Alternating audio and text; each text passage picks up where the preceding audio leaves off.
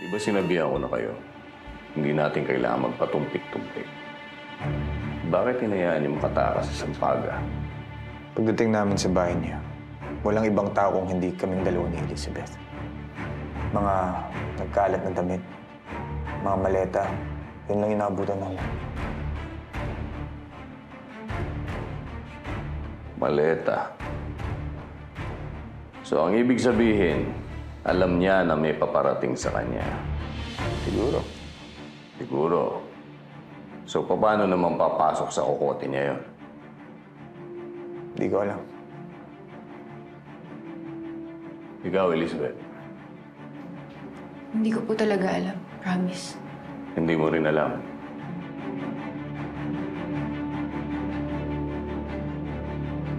Ako alam ko.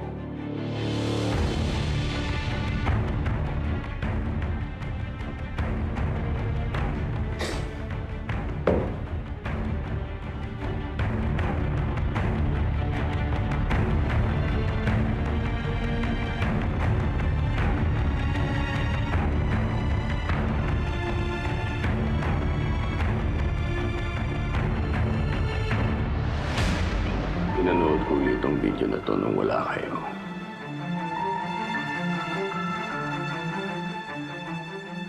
At nadiskubre ko, isang taong hindi nag-iingat.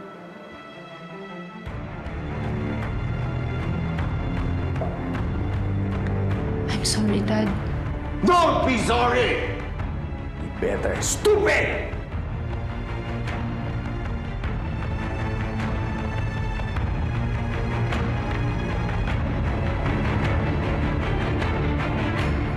Hindi biro-biro to, ha? Huwag kayong titigil.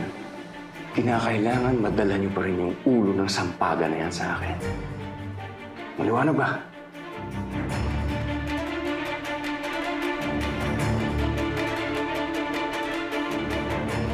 Ikaw, Brando. Jay Caparas, lumuhod ka sa lupa.